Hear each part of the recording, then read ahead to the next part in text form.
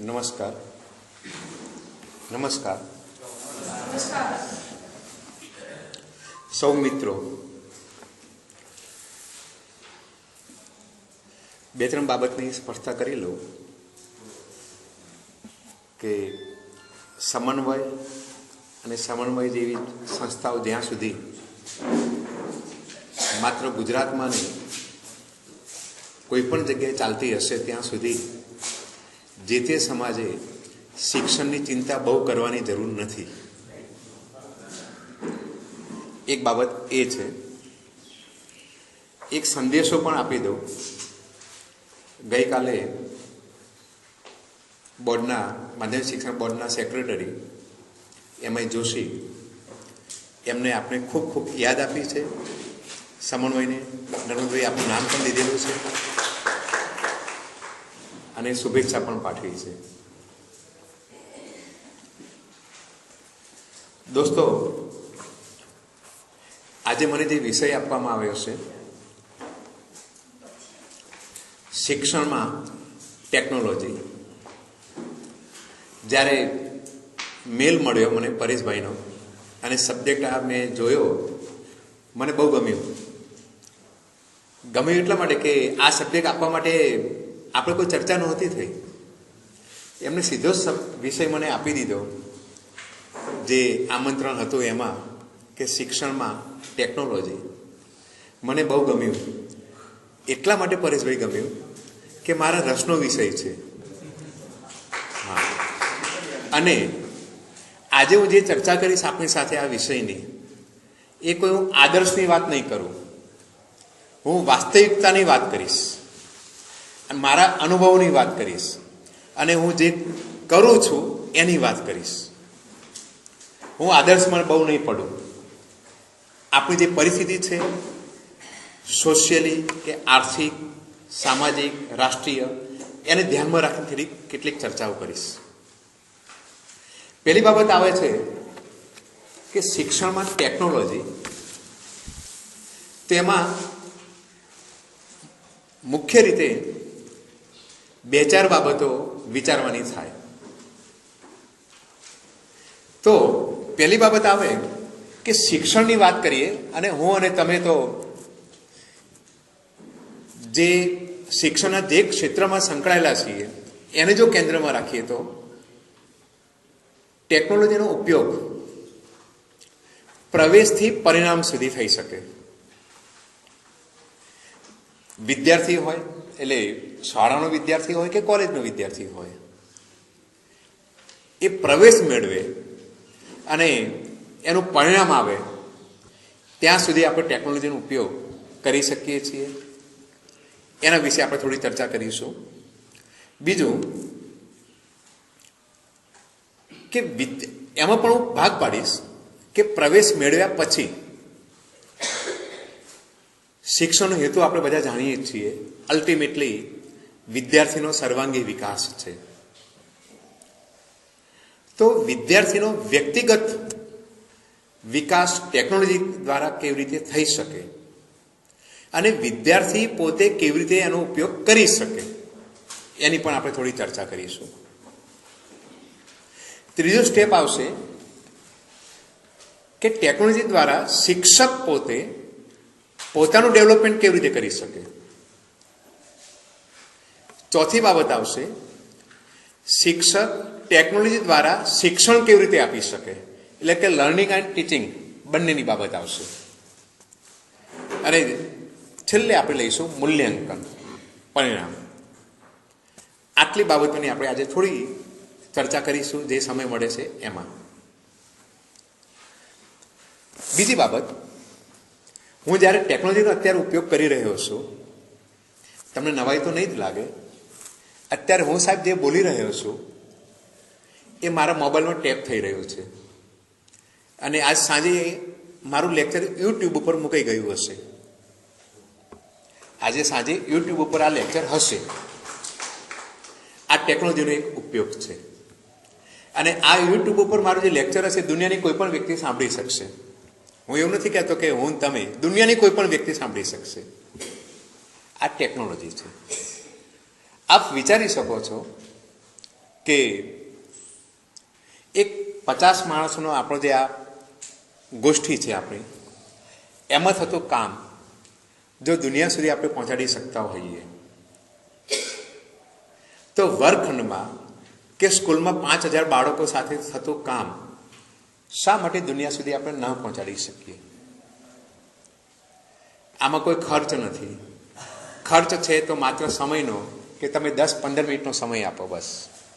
આ લેક્ચર મારે મૂકવા માટે યુટ્યુબ ઉપર મૂકવા માટે માત્ર મારે 10 મિનિટનો સમય જોઈશે ઘેર ગયા પછી. તો મૂળ વિષય ઉપર આવતો કે ટેકનોલોજી બાબતો, 2 બાબતો દોસ્તો સમજવા જેવી છે કે ટેકનોલોજીનું શિક્ષણ અને ટેકનોલોજી દ્વારા શિક્ષણ, આ 2 શબ્દ બહુ અગત્યના છે. શરૂઆતના સ્ટેજ ઉપર અત્યારે જોઈએ તો આપણા ત્યાં બંનેની જરૂર છે. આપણા ત્યાં એટલે કે હું ભારતની રીતે વાત કરું છું, આપણા દેશની વાત કરી રહ્યો છું કે આપણા બાળકોને આપણે ટેકનોલોજીનું શિક્ષણ આપવાનું છે અને ટેકનોલોજી દ્વારા પણ શિક્ષણ આપવાનું છે. સરકારે ટેકનોલોજીનું શિક્ષણ આપવા માટે આપ જાણો છો તે મુજબ દરેક સંસ્થા, સ્કૂલ હોય કે કોલેજ હોય, કમ્પ્યુટર્સ આપી દીધા છે. પ્રશ્ન હવે પછી ત્યાં આવીને ઊભો રહે છે કે ટેકનોલોજીનું શિક્ષણ આપણે બાળકો સુધી યોગ્ય રીતે પહોંચાડી શકીએ છીએ? એનો લાભ લઈ શકીએ છીએ? લાભ લેવો એટલે કે ટેકનોલોજી દ્વારા શિક્ષણ આપી શકીએ છીએ? આ બીજો પ્રશ્ન છે. પણ ધારો કે આપણે સ્વીકારી લઈએ કે ટેકનોલોજી આપણા સુધી ધીમે ધીમે આવવા માંડી છે, આવી રહી છે, આપણે એને સ્વીકારી લઈશું. પ્રશ્ન એ થાય પાછો કે ટેકનોલોજીનો ઉપયોગ આપણે શા માટે કરવાનો છે? તો ફરી પેલી વાત આવશે કે શિક્ષણનો હેતુ બાળકનો સર્વાંગી વિકાસ, એટલે કે ટેકનોલોજીનો ઉપયોગ આપણે એક શૈક્ષણિક સાધન તરીકે કરવાનો છે. પાછો ફરી બીજો પ્રશ્ન ઊભો થાય કે શિક્ષણના સાધન શા માટે? એ પણ હું અને તમે જાણીએ છીએ, એટલે એની ઊંડી ચર્ચામાં હું નથી પડતો કે ભાઈ વિદ્યાર્થી સરળતાથી શીખી શકે, લાંબો સમય યાદ રાખી શકે, વગેરે વગેરે ઘણી બધી બાબતો સંકળાયેલી છે. માટે આપણે શૈક્ષણિક સાધનનો ઉપયોગ કરીએ છીએ. પણ સાથે દોસ્તો આપણે ભૂલવું ન જોઈએ કે શિક્ષણનો હેતુ જે સર્વાંગી વિકાસનો છે તેમાં ટોચના સ્થાને જ્ઞાન કરતાં આપણે કૌશલ્યને મૂકીએ છીએ. આ ફરીથી હું સેન્ટેન્સ ફરીથી વાપરું છું કે વિદ્યાર્થીમાં જ્ઞાન આવે એના કરતાં કૌશલ્ય વિકસિત થાય એને આપણે વધારે પ્રાધાન્ય આપીએ છીએ. ત્યારે ટેકનોલોજીનો ઉપયોગ કરવાનો છે, પણ દરેક જગ્યાએ દરેક મિનિટે એ ઉપયોગ કરવાની જરૂર નથી, એ પણ હું આપને કહીશ. દાખલા તરીકે 1-2 ઉદાહરણ આપું કે ભાષાના શિક્ષકો કે ભાષાથી જે નજીકના હશે એ લોકોને મજા આવશે. હું પોતે ગુજરાતીનો અધ્યાપક છું, હું લેંગ્વેજનો અધ્યાપક છું. તો અમારે બીએડ કોલેજમાં જ્યારે લેસન આપવાના થાય, વિદ્યાર્થીઓ 12 મહિના સુધી મહેનત કરે, પછી જ્યારે એન્યુઅલ લેસન આવે ત્યારે તાલીમાર્થીઓના મગજમાં એક દ્રઢ માન્યતા છે, એમને ક્યાંથી મળે છે આઈ ડોન્ટ નો, પણ છતાં એવું કહેવાય કે ભાઈ ભૂતપૂર્વ તાલીમાર્થીઓ એમને કહેતા હશે કે આસપાસથી માનતા હશે કે જ્યારે આપણું એન્યુઅલ લેસન હોય ત્યારે મેક્સિમમ શૈક્ષણિક સાધનનો ઉપયોગ કરવાનો.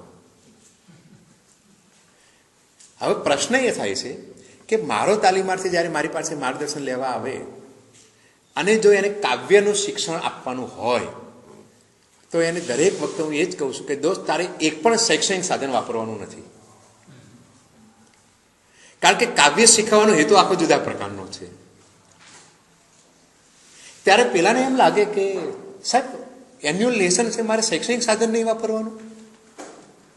ત્યારે હું એને કહું છું કે ભાઈ તું કાવ્ય શીખવાડે છે તો વિદ્યાર્થીઓને તું રસાસ્વાદ કરાય, કલ્પનામાં વિહાર કરવા દે, અને એને તું સંકુચિત ન કરી દે. એટલે આ એક સામાન્ય ઉદાહરણ એટલા માટે આપું છું કે શૈક્ષણિક સાધનનો જરૂરિયાત મુજબનો ઉપયોગ કરવાનો છે, અને એ જ રીતે ટેકનોલોજીનો પણ ઉપયોગ આપણે એ પ્રકારે જ કરવાનો છે. એટલે મારો કહેવાનો મિનિંગ એ છે કે શિક્ષક પોતે સ્પષ્ટ હોવો જોઈએ કે મારે ટેકનોલોજીનો ઉપયોગ કરીને બાળકોમાં શું પરિવર્તન લાવવાનું છે. આ બાબતમાં સ્પષ્ટ હોવો જોઈએ. બાકી એમ એને લાગે કે ભાઈ મારી સ્કૂલમાં કમ્પ્યુટર છે કે સીડી છે કે વિડીયો છે કે ફલાણું છે, આ છે તે છે વગેરે વગેરે, ચાલો હું ઉપયોગ કરું. જી ના,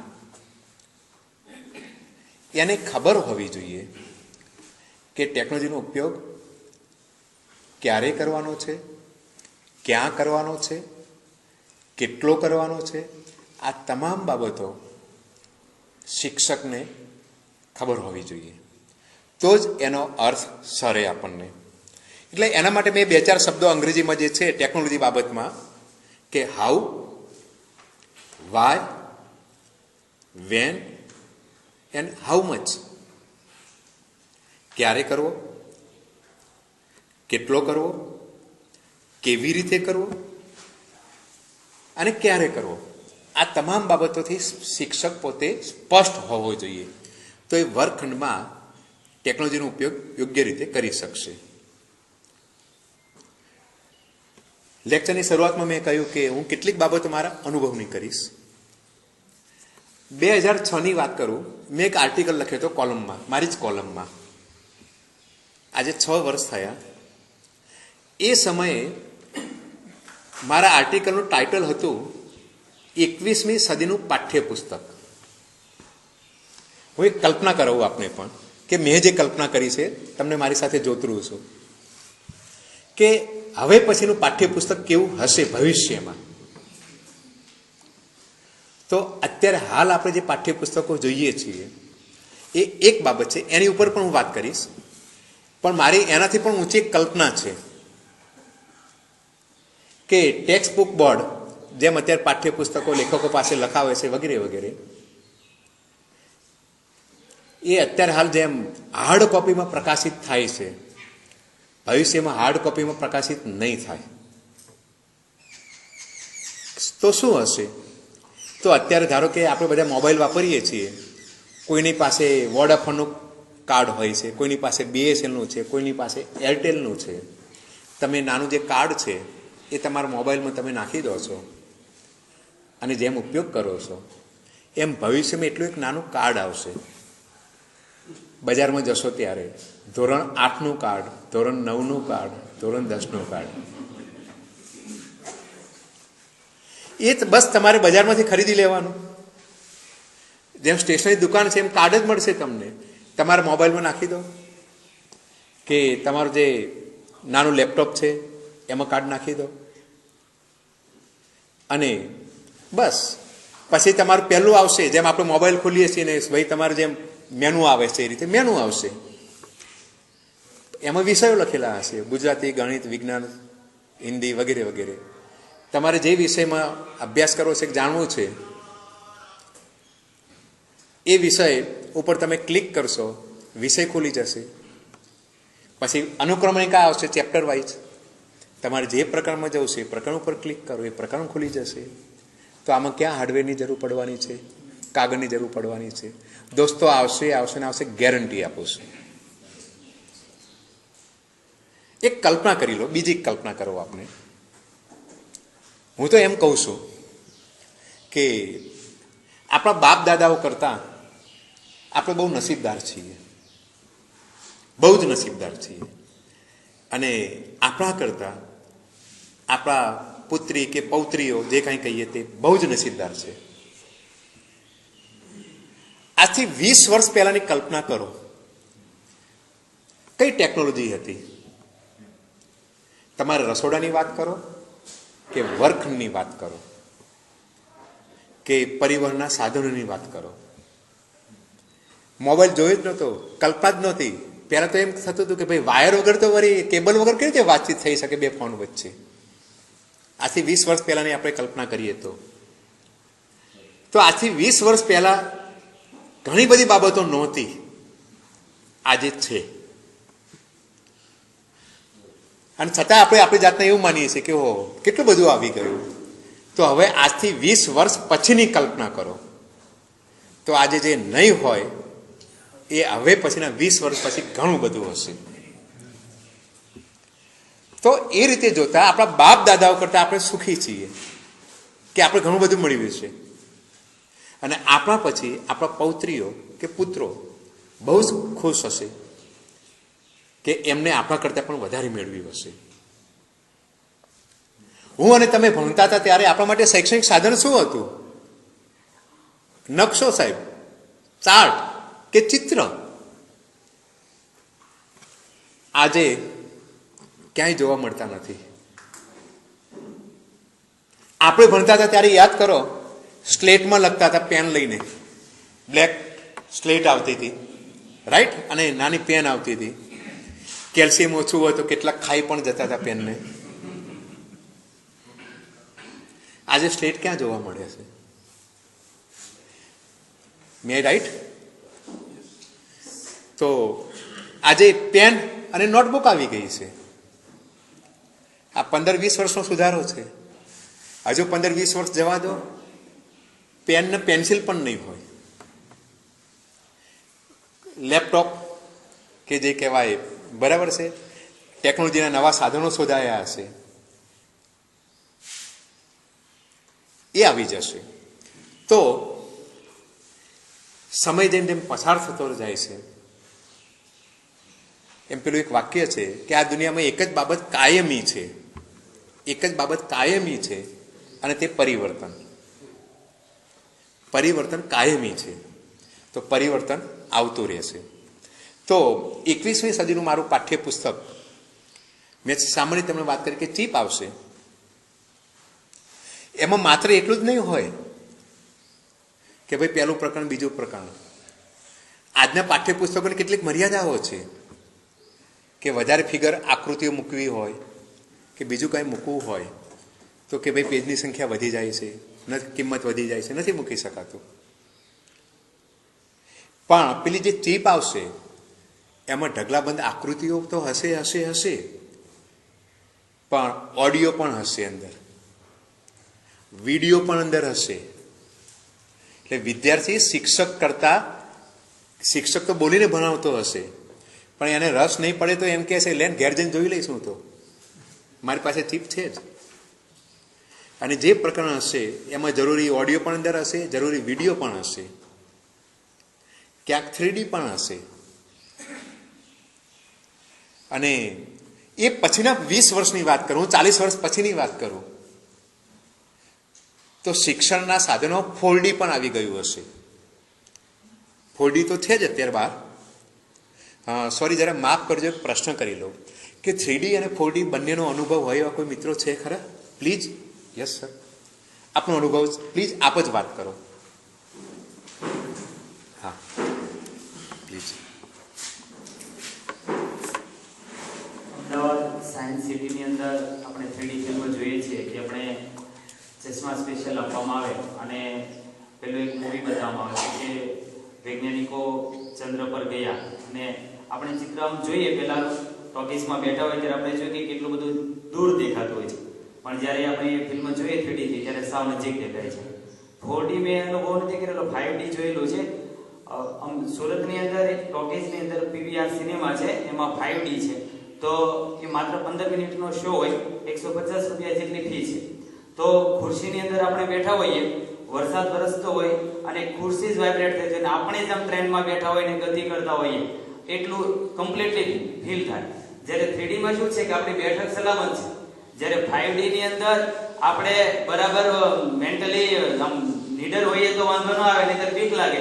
અને એ રીતના દ્રશ્યો હોય કે જાણે આમ આપણી ટ્રેન એટલી બધી ફૂલ સ્પીડી જતી હોય, એટલે ટ્રેન એટલે આપણે સાદી ટ્રેનમાં બેઠા છીએ અને ચારે બાજુથી આપણને સુરક્ષા છે એવું નહીં, ખુલ્લી ટ્રેન હોય અને જાણે આમ એકદમ સ્પીડથી ટ્રેન જતી હોય ને સામે વૃક્ષ હોય અથવા તો દરવાજો ખુલે અને ત્યારે આખી આપણી સીટ ને આપણે જ એટલા બધા વાઇબ્રેટ થાય, આપણને એમ થાય કે આપણે એની સાથે અથડાઈ ગયા, પણ અથડાયા ન હોય, બચીને આગળ જતા રહેવાય. એટલે એકદમ આપણે ખુદ યાત્રા કરતા હોઈએ એવો અનુભવ થાય. એટલે ઘડીક વાર તો એમ થાય કે આપણે કઈ દુનિયામાં હતા, કે એક્સિડન્ટ ન થઈ જાય, કે આવું ન થઈ જાય. ઘણું બધું એની અંદર માત્ર 15 મિનિટની અંદર આપણને એક રોમાંચભરી દુનિયાનો અનુભવ કરાવે એવો એ 5D હોય છે. હા, સોરી સર, શું નામ આપનું સર? રાજેશભાઈ.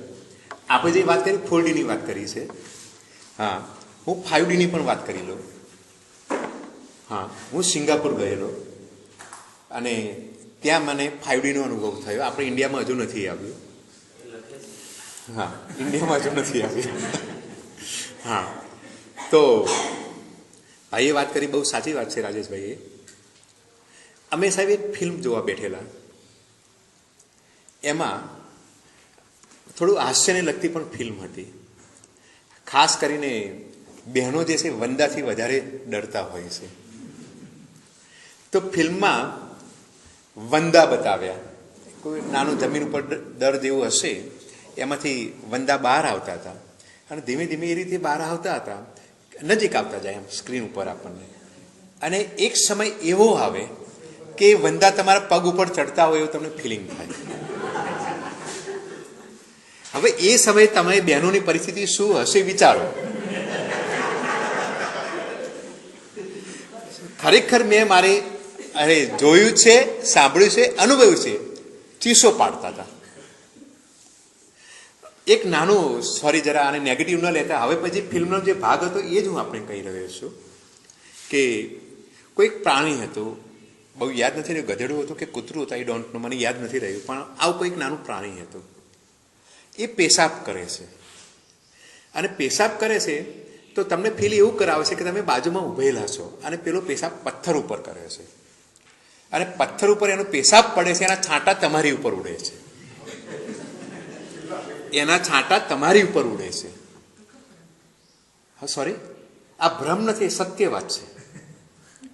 આ સત્ય છે. 5D કે જેમાં જે આપણી સીટ બેઠેલા હોય છે ને, બરાબર છે, એમાં એવી રીતની રચના કરેલી હોય છે કે તમારે જ્યારે ત્યાંથી ફિલ્મ જે પડદા ઉપર આવતું હોય, ધારો કે મેં વાત કરી કે પેલા પાણીના છાંટા ઉડે છે, તો ત્યાં જે પાઇપો સીટમાં મૂકેલી હોય છે પાણીની, કે એ જ રસ્સી આવે એટલે એમાંથી છાંટા ઉડે જે તમારા મોઢા ઉપર જ આવે.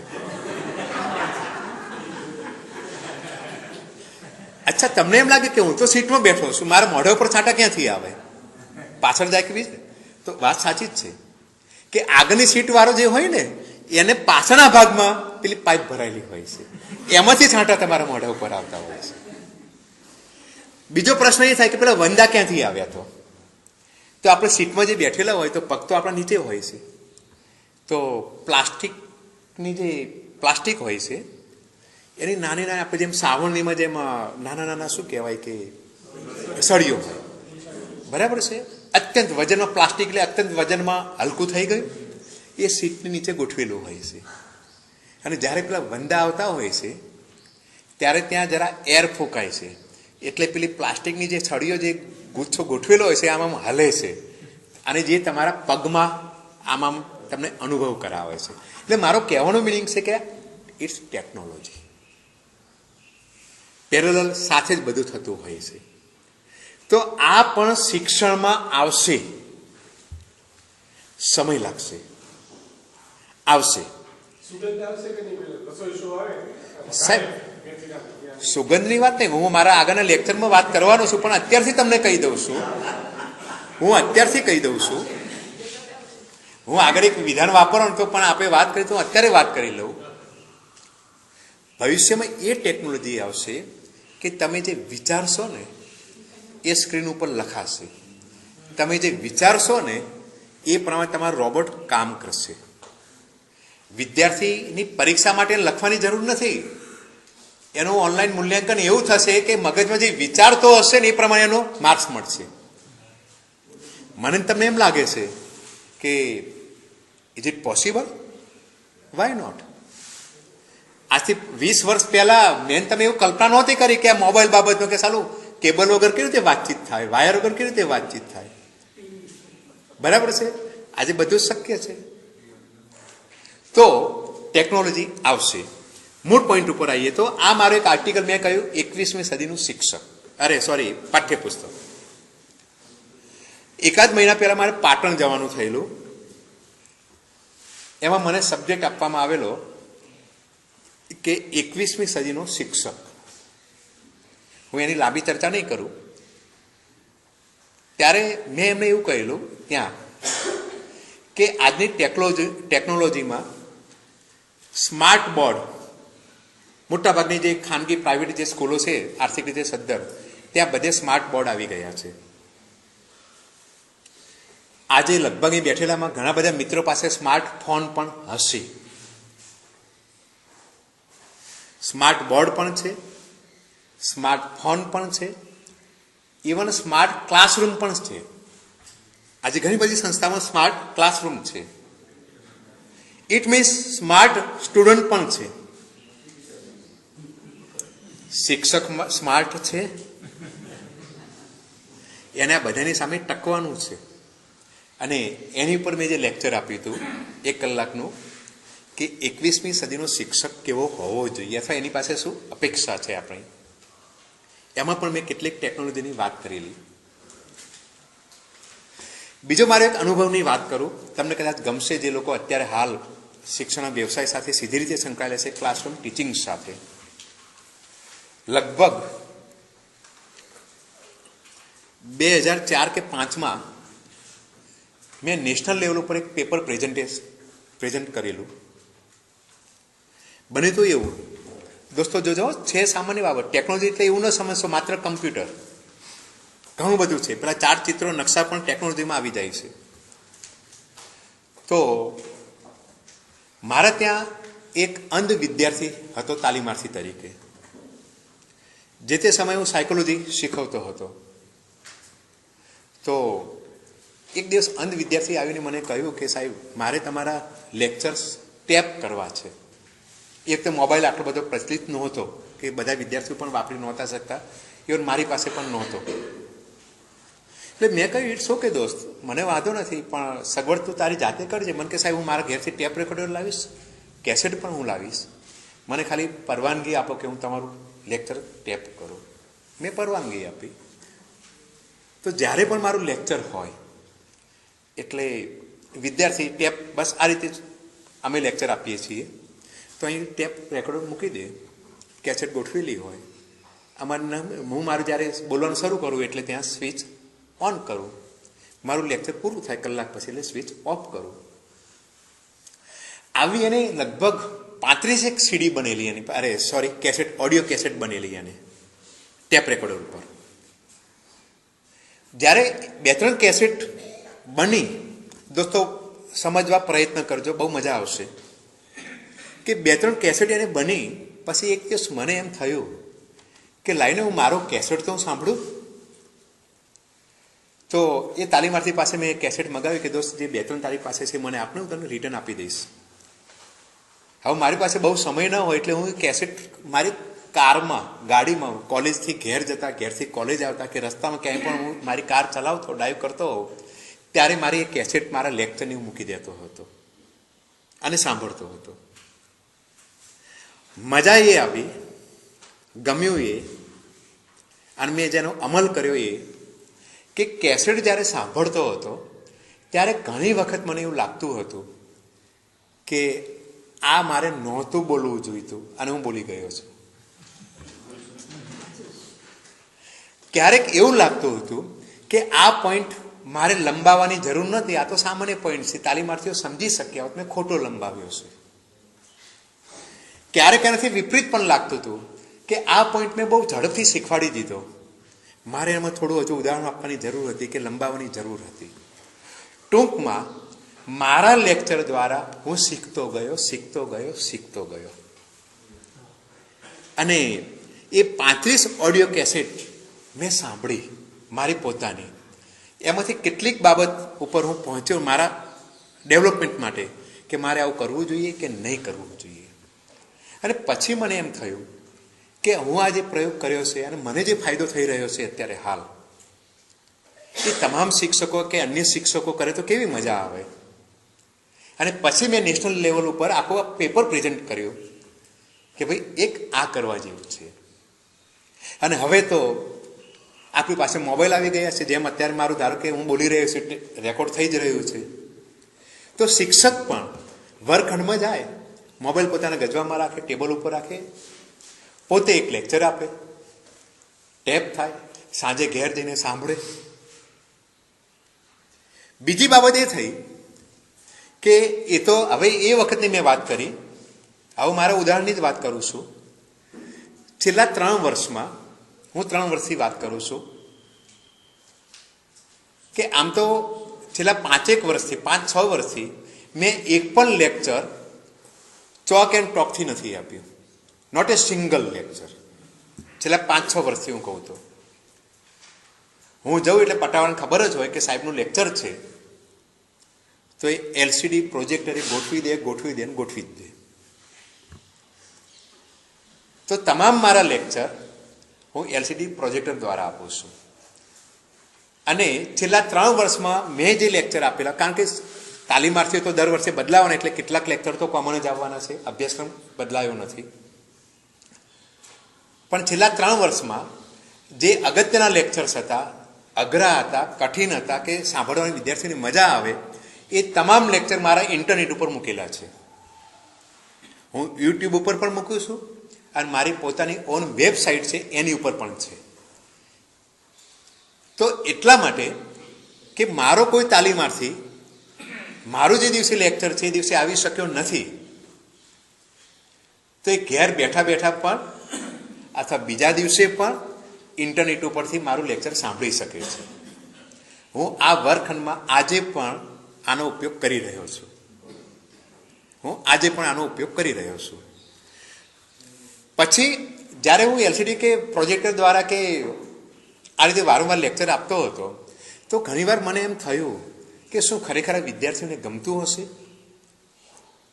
કારણ કે શિક્ષક અને વિદ્યાર્થી વચ્ચે માત્ર જ્ઞાનાત્મક સંબંધ ન ચાલે, સંવેગાત્મક સંબંધ પણ જોઈએ. તો પછી પાછું મને એમ થયું કે મારે તાલીમાર્થીનો અભિપ્રાય લેવા જોઈએ. અને મેં લગભગ 40 પ્રશ્નોની એક પ્રશ્નાવલી બનાવી મારા લેક્ચરનું ઇવેલ્યુએટ કરવા માટે. તાલીમાર્થીઓ પાસે મેં પુરાવી કે ભાઈ હું પાવર પોઈન્ટ પ્રેઝન્ટેશન દ્વારા કે એલસીડી પ્રોજેક્ટર દ્વારા જે લેક્ચર આપું છું એમાં ખરેખર તમને કઈ બાબતમાં રસ પડે છે કે નથી પડતો. અને મારી કોલેજમાંથી મને જે ડેટા મળ્યા એના આધારે મને થોડું ગમ્યું, તો મેં બીજા પણ શિક્ષકો કેટલાક કે અધ્યાપકો શોધવાનો પ્રયત્ન કર્યો અધર કોલેજમાંથી. તો આવી 3 કોલેજમાંથી વિદ્યાર્થીઓનો મેં અભિપ્રાયો મેળવ્યા. અને તાલીમાર્થીઓ જે અભિપ્રાયો આપ્યા એની ઉપર પાછું બીજું મેં એક રિસર્ચ પેપર પ્રેઝન્ટ કર્યું કે ભાઈ આ સાધનોનો ઉપયોગ કરવાથી તાલીમાર્થીઓને કેટલો સંતોષ મળે છે, અધ્યાપકને કેટલો સંતોષ મળે છે, કામ કેટલું અસરકારક નીવડે છે. આ હું મારા અનુભવની આપણે વાત કરી રહ્યો છું. ગયા વર્ષની જ વાત કરું. ગયા વર્ષે બીજો પ્રયોગ મેં કર્યો કે પહેલાં હું સાયકોલોજી ભણાવતો હતો, પણ ગયા વર્ષે મને ફિલોસોફી પણ શીખવવાનું કહેવામાં આવ્યું મારી કોલેજમાંથી. તો અમારે સ્વામી વિવેકાનંદ વિશે શીખવવાનું હતું ફિલોસોફીમાં, એમના શિક્ષણ વિષયક વિચારોમાં. તો ઘેર જ્યારે હું તૈયારી કરતો હતો ત્યારે મને એમ થયું કે દુનિયાભરમાં સ્વામી વિવેકાનંદ પ્રખ્યાત થાય એ પાછળનું માત્ર ને માત્ર એક કારણ, દુનિયાભરની વાત કરું છું, તો કે શિકાગોનું એમનું વક્તવ્ય. એ પછી વિવેકાનંદજી આખી દુનિયામાં પ્રખ્યાત થયા. તો શું મારી એ ફરજ નથી કે મારે એમનું એ વક્તવ્ય મારા તાલીમાર્થીઓને પણ શીખવવું જોઈએ, કે ભણાવવું જોઈએ, કે સંભળાવવું જોઈએ? કારણ કે એ સમય સુધી જ્યાં સુધી આ ફિલોસોફી નહોતો ભણાવતો ત્યાં સુધી મારા મગજમાં વિચાર જ નહોતો આવ્યો. પણ જ્યારે લેક્ચર ભણાવવા જવાનું થયું ત્યારે મને એમ થયું કે મારે વિવેકાનંદજીનું શિકાગોનું લેક્ચર મેળવવું જ જોઈએ, મારે સાંભળવું જોઈએ, મારે મારા તાલીમાર્થીઓને પણ સંભળાવવું જોઈએ. સાહેબ, એ લેક્ચર મેં ઇન્ટરનેટ ઉપરથી મેળવ્યું, મારા તાલીમાર્થીઓને મેં સંભળાવ્યું અને પછી મેં વિવેકાનંદ ઉપર શીખવાની શરૂઆત કરી. આ એક ટેકનોલોજી છે માટે હું આ કરી રહ્યો છું. આ એક અનુભવની એટલા માટે વાત કરી કે હું એ મારી આત્મશ્લાઘા નથી કરવા માંગતો, કે હું એવું પણ પ્રદર્શિત કરવા નથી માંગતો કે હું આ કરું છું. કદાચ એવું પણ હશે કે મારા કરતાં પણ કેટલાક શિક્ષકો, કેટલાક અધ્યાપકો હજુ ઘણું બધું સારું કામ કરતા હશે, પણ આવું પણ થઈ શકે છે એવું આપણે કહેવા માંગુ છું. દોસ્તો, કમ્પ્યુટર કે ટેકનોલોજીની વાત કરીએ, આપણે વર્ગખંડ સુધી આવવાની વાત કરીએ તો અમેરિકાની વાત કરું, કારણ કે ટેકનોલોજીમાં કે આર્થિક રીતે સમૃદ્ધ દેશ છે. 1981માં અમેરિકામાં માત્ર 18% શાળાઓ પાસે એક કમ્પ્યુટર હતું. ફરીથી કહું છું, 1981માં, કાંઈ બહુ લાંબી ભૂતકાળ નથી, નજીકનો જ છે. અમેરિકાની જેટલી સ્કૂલ છે એમાંથી માત્ર 18% સ્કૂલ પાસે એક જ કમ્પ્યુટર હતું. અને 1995માં 14 વર્ષ પછી એ વધીને 37% સુધી પહોંચ્યા. અને 37% સ્કૂલોમાં પણ એક જ કમ્પ્યુટર પાછું. 14 વર્ષના ગાળામાં આટલો વિકાસ થયો. અને પછીના 5-7 વર્ષના ગાળામાં તમામ સ્કૂલો પાસે હતા અને એક કરતાં વધારે હતા. પણ શરૂઆતમાં જ્યારે કમ્પ્યુટર આવ્યું અને આપણો દેશની વાત કરીએ કે આપણે સ્કૂલની વાત કરીએ, જ્યારે શોધ થઈ ત્યારથી શિક્ષણની રીતે વાત કરીએ તો કે ટેકનોલોજીનો ઉપયોગ કે કમ્પ્યુટરનો ઉપયોગ માત્ર ને માત્ર માહિતીનો સંગ્રહ કરવા માટે થતો હતો. ટેકનોલોજી દ્વારા, કમ્પ્યુટર દ્વારા શિક્ષણ આપવાની કલ્પના જે તે સમયે નહોતી. કે ચાર્ટર્ડ એકાઉન્ટન્ટ હોય કે વકીલો હોય કે આપણી સરકાર હોય, જે હોય તે, એમની પાસે જે માહિતી હતી, ફાઇલો હતી, એની માહિતી સંગ્રહ કરવા માટે ઉપયોગ કરતા હતા. આ તો દિવસે દિવસે વિચાર બદલાતો ગયો, નવી શોધ થતી ગઈ અને વર્ગખંડ સુધી એ આવી ગયું. હવે ટેકનોલોજી કઈ કઈ હોઈ શકે? તો ઓડિયો વિઝ્યુઅલ, જે આપ બધા જાણીએ છીએ, આપણે ચાર્ટ, ચિત્રો, નકશાથી શરૂઆત કરીએ તો ટેપ રેકોર્ડર પણ આવી શકે, વીસીડી, ફિલ્મ, આ બધી જૂની બાબતો થઈ. કમ્પ્યુટર, સીડી. દોસ્તો, અત્યારે જે કમ્પ્યુટર આપણે હું તમે વાપરીએ છીએ ને સાહેબ, વધારે ને 5 વર્ષ જવા દો, આ કમ્પ્યુટર સામે આપણા છોકરા જોશે પણ નહીં, જૂના થઈ ગયા હશે. ટચ સ્ક્રીન વાળા જ એને જોઈશે. એને માઉસ ફેરવવાનું શું કહેવાય કે છે જ નહીં એની પાસે ટાઈમ, અથવા એને રસ નથી એમાં. મારા તમારા રૂમમાં જે ડેસ્કટોપ ધરાવતા જે મોટા મોટા જે કમ્પ્યુટર પડ્યા છે, 5 વર્ષ જવા દો, વધારેનું માત્ર 5 વર્ષ કહું છું. ભાગ્યે જ કોકના ઘરમાં જોવા મળતા હશે. બહુ સાચી વાત છે સાહેબ. હું થોડું બિયાતો 5 વર્ષ સુધી બોલ્યો. હું બિયાતો 5 વર્ષ બોલ્યો. તમે જુઓ કે આથી 5-7-10 વર્ષ પહેલા કમ્પ્યુટર મોટા મોટા આવતા હતા. અત્યારે ફ્લેટ સ્ક્રીન વાળા આવે છે. આટલે જ બરાબર છે. બસ બીજા સાહેબે કોઈ 2-5 વર્ષ જવા દો, એ પણ નહીં હોય, ટચ સ્ક્રીન હશે. અને એ માટે કદાચ દિવાલે જ લગાવેલા હશે. છોકરો ઈચ્છે ત્યાં મૂકી શકશે, ભરાઈ શકે, ફેરવી શકશે, પોતાની રીતે આડો ઊભો ત્રાંસો કરી બધું કરી શકશે. આ એક આવતું જશે. અત્યારે કેટલીક સંસ્થાઓ એક ટેકનોલોજીનો બહુ વિરોધ કરી રહી છે. હું એને સપોર્ટ કરું છું.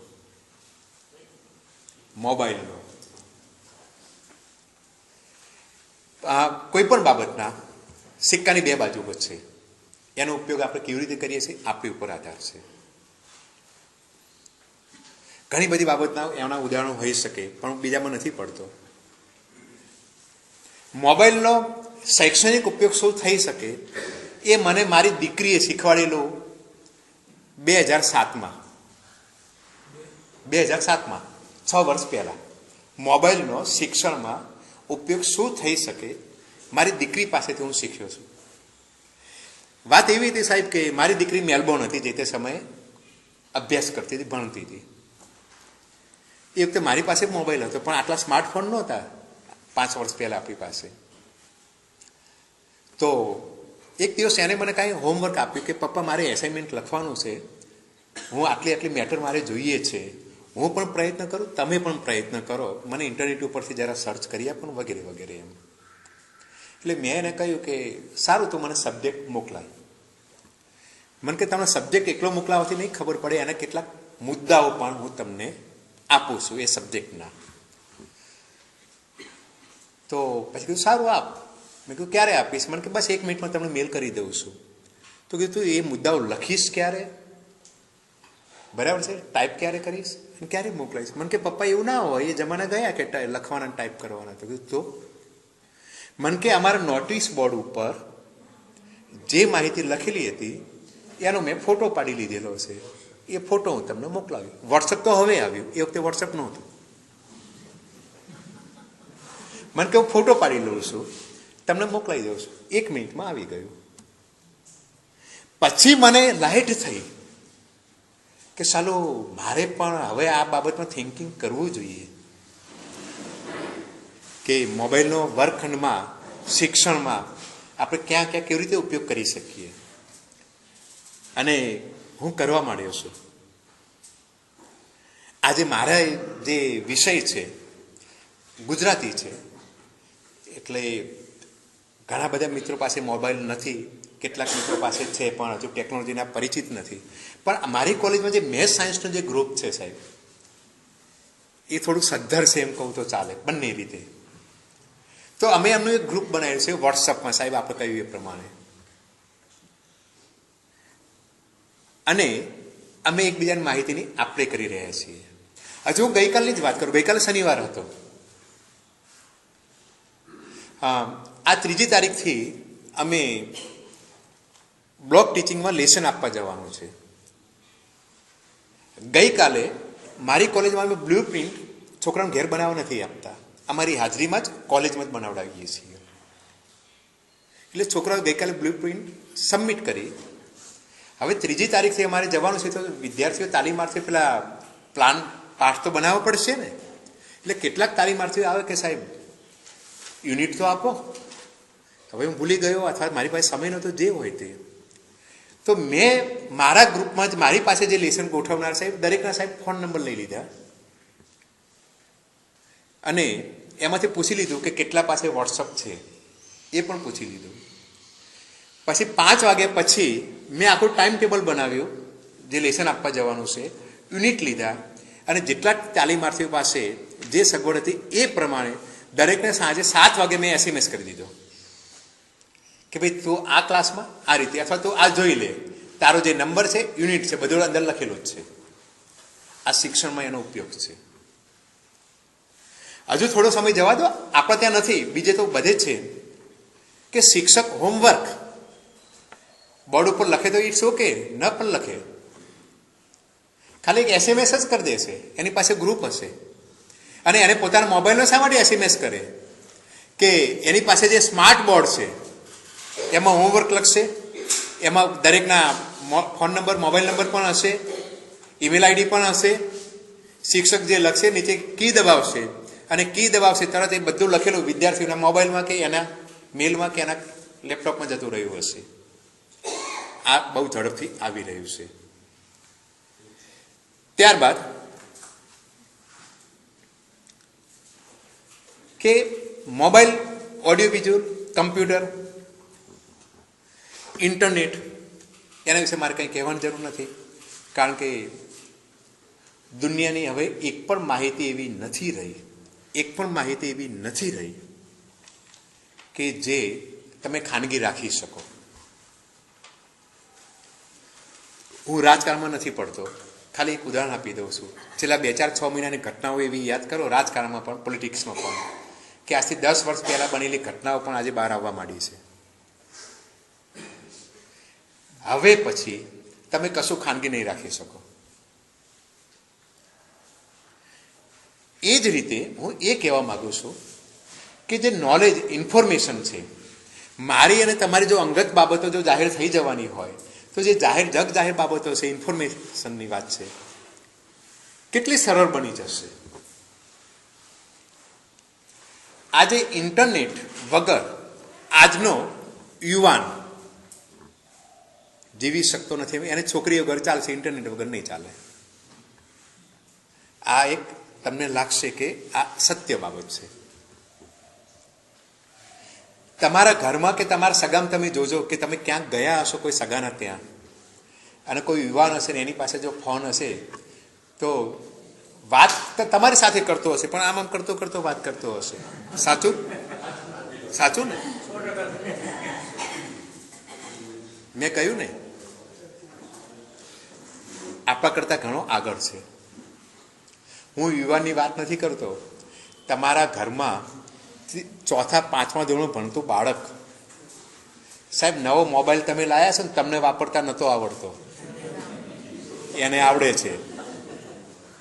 તમારા ઘરમાં નવું ટીવી, જે અત્યારે ટુડે, હું આજની જ વાત કરું, તમે આટલા મોટા છો ને સાહેબ, તમારા ટીવીના મોબાઈલના, અરે પેલા રિમોટના, તમારા ટીવીના રિમોટના તમામ ફંક્શનો તમને વાપરતા નહીં આવડતા હોય, તમારા છોકરાને આવડતા હશે. સાચું?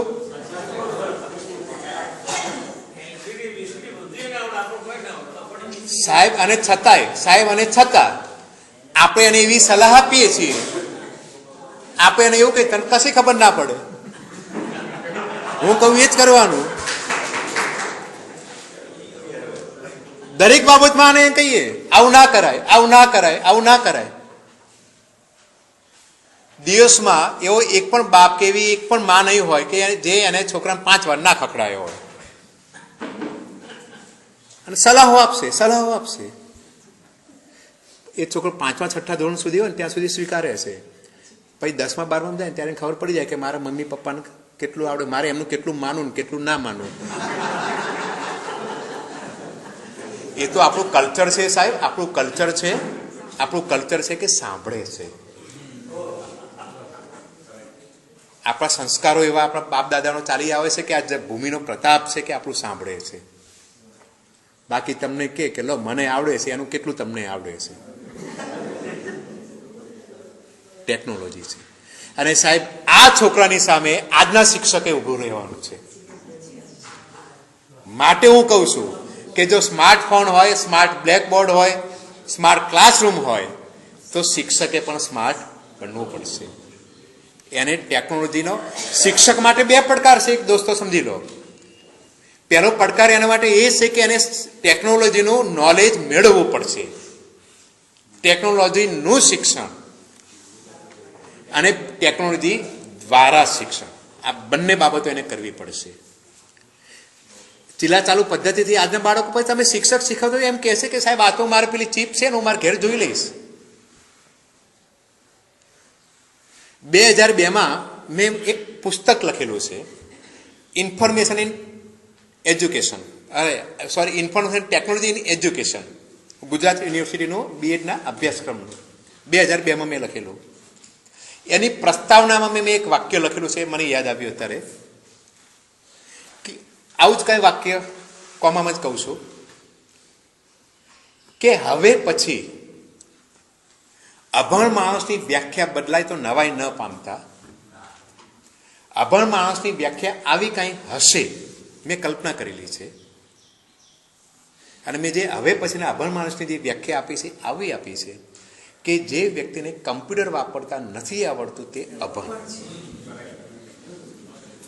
મેં 2002માં પુસ્તકની એક પ્રસ્તાવનામાં આ લખેલું છે.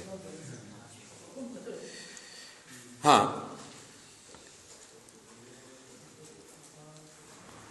મારે ટેકનોલોજીનો ઉપયોગ આજે આપણે જાણીએ છીએ કે પ્રવેશ ઓનલાઈન પ્રવેશ થઈ ગયો. પહેલાં તો મારે તમારે ખબર છે એડમિશન લેવા માટે લાઈનોમાં ઊભા રહેવું પડતું હતું. 200 માણસની, 500 માણસની, 1000 માણસની લાઈન હોય. તરસ લાગી હોય તો આપણે બહાર ન જઈ શકીએ. ભાડા ભથ્થા ગામડેથી પણ તમારે આવવું પડે, 2 દિવસ બગાડવા પડે. દોસ્તો તમને નવી લાગશે પણ એક બીજી પણ વાત કરું કે મારી દીકરીએ જ્યારે FYમાં એડમિશન કોલેજમાં લીધેલું, જે તે સમયે હું ગોધરા હતો, મારું નેટિવ આમ તો અમદાવાદ, પણ ગોધરા હું 5-7 વર્ષ માટે ગયેલો. તો પછી 12મું ધોરણ પાસ કર્યા પછી એને અમદાવાદમાં એક કોલેજમાં એડમિશન લેવાનું હતું. એટલે એની બહેનપણીઓ પણ વિચાર્યું કે ચલો અમે પણ એ સારી કોલેજ છે, અમે ત્યાં એડમિશન લઈએ. હજુ સાહેબ મને યાદ છે કે ગોધરાથી જે મિત્રો એડમિશન લેવા માટે આવ્યા હતા એ આજે ધારો કે 10 વાગે કોલેજ કે 11 વાગે કોલેજ ખુલવાની હોય આગળના દિવસે સાંજે 6 વાગ્યાથી લાઈનમાં ઊભા રહ્યા હતા આઈ નો ફોર્મ લેવા માટે. આજે આ પરિસ્થિતિ બદલાઈ ગઈ છે. કોઈએ લાઈનમાં ઊભું રહેવાની જરૂર નથી. ઘેર બેસો, ફોર્મ ભરી દો, બરાબર છે, અને પછી જે તમારી માર્કશીટ છે, આ છે તે છે, એના પુરાવો રજૂ કરજો. આજે તમે ઓનલાઈન દ્વારા ફોર્મ ભરી દો, મેરિટ લિસ્ટ બની જશે. જાતે તમે જોઈ લો તમારું મેરિટમાં નામ છે કે નહીં, તમારે ત્યાં કાગળ આવ્યો કે ના આવ્યો. ઘણી વાર તો એવું બને કે પહેલાં તો એવું બનતું હતું ભૂતકાળમાં કે કેટલાક મિત્રો એવા પણ હશે કે નોકરી મળી હોય અને પેલા કોલેજ કે સ્કૂલમાંથી ભાઈ તમે નક્કી પસંદ થયા છે, લેટર મોકલ્યો હોય, બીજાને લેટર જ ના મળ્યો હોય, નોકરી લોકોએ ગુમાવી ગયું છે. આવું પ્રવેશમાં થયેલું છે. આજે પરિસ્થિતિ આખી બદલાઈ ગઈ છે. વિદ્યાર્થીને માત્ર એના ગામમાં કે એને રાજ્યમાં જ પ્રવેશ લેવા માટે ટેકનોલોજી ઉપયોગી નહીં. અહીં બેઠા બેઠા પરદેશના કોઈ પણ દેશમાં કોઈ પણ સિટીમાં તમારે કોઈ પણ કોલેજમાં એડમિશન લેવું છે, તમે તમારા ઘરમાં બેઠા બેઠા એડમિશન લઈ શકો છો. ઘરમાં બેઠા બેઠા તમે ફી ભરી શકો છો. ઓનલાઈન તમે ક્રેડિટ કાર્ડ આવી ગયા, ઇવન હવે તો ડેબિટ કાર્ડથી પણ ભરી શકો છો. તો આ પ્રવેશની વાત છે કે વિદ્યાર્થીને આટલી એક સરળતા થઈ ગઈ છે, અનુકૂળતા થઈ ગઈ છે. એનો બીજો મોટો ફાયદો એ થયો કે પારદર્શિકતા આવી ગઈ છે. ધારો કે મેડિકલ જેવી કે જ્યાં મેરિટથી એડમિશન આપવાના હોય છે, ત્યાં બસ તમે જોઈ શકો છો કે તમારો નંબર ક્યાં છે. તમને એમ લાગે કે મારા કરતાં કોઈના ટકા ઓછા છે ને નંબર આવે છે, શક્ય જ નથી, પણ આવ્યો છે, તરત તમે ત્યાં ફરિયાદ કરી શકો છો, ઉકેલ લાવી શકો છો. પારદર્શિતા આવી છે, ઝડપ આવી છે, અને ભૂલ રહિત, ભૂલનો કોઈ અવકાશ નથી. એટલું જ નહીં કે અગાઉના 2 વર્ષ પહેલા કે 5 વર્ષ પહેલા શું પરિસ્થિતિ હતી, કેવા એડમિશન હતા, એ પણ વિદ્યાર્થી મેળવી શકે છે આ ટેકનોલોજીના કારણે. દોસ્તો, હવે હું એ તમને કહેવા માંગુ છું કે 10 વર્ષ પહેલા આ પરિસ્થિતિ નથી, આજે છે, તો 10 વર્ષ પછી શું હશે એની કલ્પના કરજો. હવે આ પ્રવેશની વાત કરી, હું જરા ઝડપથી હું આગળ વધી રહ્યો છું કે અભ્યાસક્રમ રચનામાં પણ જે પાઠ્યપુસ્તક તૈયાર, અભ્યાસક્રમ અને પાઠ્યપુસ્તકની મેં કલ્પના તમને કરાવી. હવે પછી અત્યાર સુધી આપણે ખબર મોટાભાગના સ્વાધ્યાય કેવા હોય છે કે આપણે કારણો પૂછીએ કે આની વિગતો પૂછીએ છીએ, પછી નીચે 2 પ્રવૃત્તિ આપી કે ઘેર જઈને આવી પ્રવૃત્તિ કરજો. હવે પછી પાઠ્યપુસ્તક મંડળે કે લેખકોએ સ્વાધ્યાય એવા મૂકવા પડશે કે જેમાં વિદ્યાર્થી ટેકનોલોજીનો ઉપયોગ કરી શકે, વિદ્યાર્થીને રસ પડે. સ્વાધ્યાય તમારે કન્ટેન્ટ તો બદલવું પડશે, સ્વાધ્યાય પણ બદલવા પડશે, પ્રવૃત્તિઓ પણ તમારે બદલવી પડશે. કારણ કે ટૂંક નોંધ લખી લાવો અને 4 પ્રશ્નોના જવાબ આપો, વિદ્યાર્થીને એમાં કોઈ રસ નથી. આ હવે પછી આવશે. સ્વાધ્યાયની સાથે દોસ્તો, આ તમને કહું, દરેક પ્રકરણમાં સ્વાધ્યાયની સાથે ખબર છે આપણે પેલી ટિપ્પણ આવે છે અત્યારે, સમાનાર્થી શબ્દો કે રૂઢિપ્રયોગો વગેરે ભાષાના જે ધારો કે હોય, તો હવે પછીના પાઠ્યપુસ્તકમાં દરેક ચેપ્ટરના અંતે એ ચેપ્ટરને લગતી સંદર્ભ માહિતી લેવા માટે કઈ વેબસાઇટ છે આપણે આપવી પડશે વિદ્યાર્થીઓને કે ભાઈ આના વિશે તારે વધારે માહિતી જોઈએ છે, અહીં તું કરી લે. એટલું જ નહીં, પાઠ્યપુસ્તક મંડળે પણ દરેક વિષયની, દરેક ચેપ્ટરની માહિતી પોતાની વેબસાઇટ ઉપર મૂકવી પડશે કે જેથી વિદ્યાર્થી સરળતાથી ત્યાં જઈ શકે. આ અભ્યાસક્રમમાં આવશે. તો વિદ્યાર્થી પણ પોતાના ડેવલપમેન્ટ માટે સતત પ્રયત્ન કરતો રહેશે. મને મારું પોતાનું કોટેશન બહુ ગમે છે. હું ઘણીવાર વિદ્યાર્થીઓ સામે જ્યારે તે બોલવા માટે જઉં છું ત્યારે એક સલાહ આપું છું વિદ્યાર્થીઓને કે હવે પછીનો જમાનો અર્જુનનો નથી, એકલવ્યનો છે. દોસ્તો, જરા સમજવાનો પ્રયત્ન કરજો. હવે પછીનો જમાનો અર્જુનનો નથી, એકલવ્યનો છે. સમજી ગયા હશો તમે, મારે એમાં ઊંડાણમાં ઉતરવાની જરૂર નથી. એટલે શિક્ષક જો સ્માર્ટ નહીં હોય ને તો ઊભો જ નહીં રહી શકે. વિદ્યાર્થી ઘેરથી આવ્યા પહેલા ઘણું બધું જાણીને આવતો હશે, અથવા તો એને શિક્ષણના લેક્ચરમાં રસ નહીં હોય તો ઘેર જઈને જાણશે, મૂકશે. શિક્ષકની મૂલવણી કરતો જ હશે. વિદ્યાર્થી પોતે પોતાનું ડેવલપમેન્ટ જાતે કરતો જ હશે.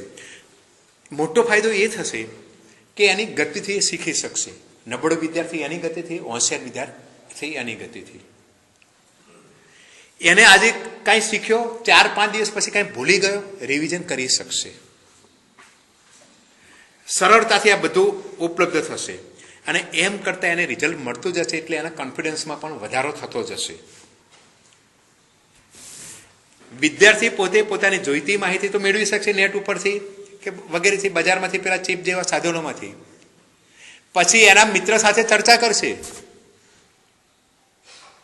એકબીજાની માહિતીની આપ-લે કરશે, શિક્ષક વિશે પણ વાત કરશે કે આપણા સાહેબને આટલી ખબર નહીં, ચાલ આપણે તું તો મને કે જરા. આવી ચર્ચાઓ પણ થતી જશે. દોસ્તો, આજે મારું અને તમારું તો ભાઈએ વાત કરી એ પ્રમાણે કે વોટ્સએપ ઉપર ગ્રુપ નથી. તમે તમારા જો છોકરાઓ જરા મોટા હોય, યુવાનો, તેને પૂછી લેજો કે એનું વોટ્સએપ ઉપર ગ્રુપ હશે. અને આ તો વોટ્સએપ તો એક એપ છે, આવી 1000 એપ અત્યારે ચાલી રહી છે. 1000 લાખોની સંખ્યામાં છે. આથી આપણે 2 વર્ષ પહેલા કોઈને એમ કહ્યું કે મફત SMS કરી શકાય, તો આપણે કે મફત SMS તો વળી મફત થતો હશે. જો થયું ને. અને એ પાછું અહીં નહીં, દુનિયાભરના કોઈ પણ ખૂણામાં તમે મફત SMS કરી શકો, વાઇબર દ્વારા તમે મફત વાત કરી શકો છો.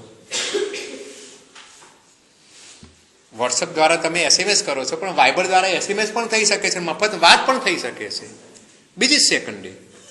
સ્કાઇપ દ્વારા તમે વિડીયોથી તમે ચેટિંગ કરી શકો છો, વાત કરી શકો છો. આ ટેકનોલોજી છે. પણ આનો ઉપયોગ આપણે ધીમે ધીમે શિક્ષણમાં પરિવર્તન કરવાનો છે. મારી અને તમારી સામે જે વિદ્યાર્થીઓ આવશે એ શું લઈને આવે છે, શું વિચારતા આવે છે, આપણે જાણવું પડશે.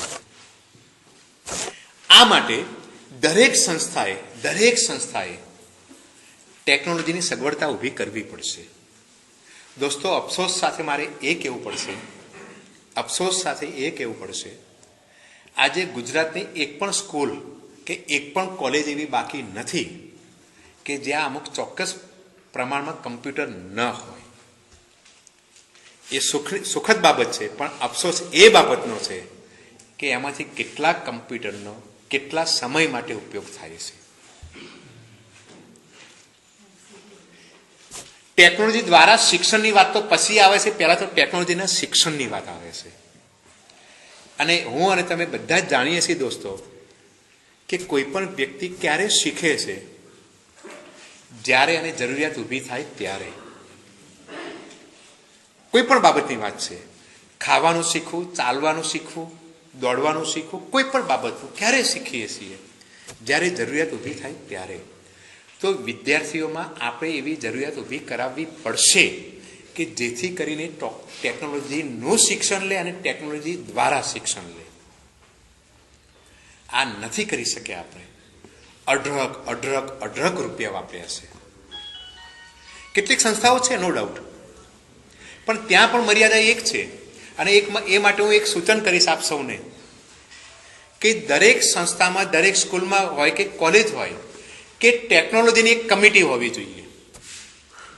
આપણે રમતગમતની કમિટી રાખીએ છીએ, પ્રાર્થનાની એક કમિટી રાખીએ છીએ, ટેકનોલોજીની પણ એક કમિટી હોવી જોઈએ કે જે આવી સગવડતાઓ પણ ઊભી કરે, સરળતા પણ ઊભી કરે, માર્ગદર્શન પણ આપે, વગેરે વગેરે.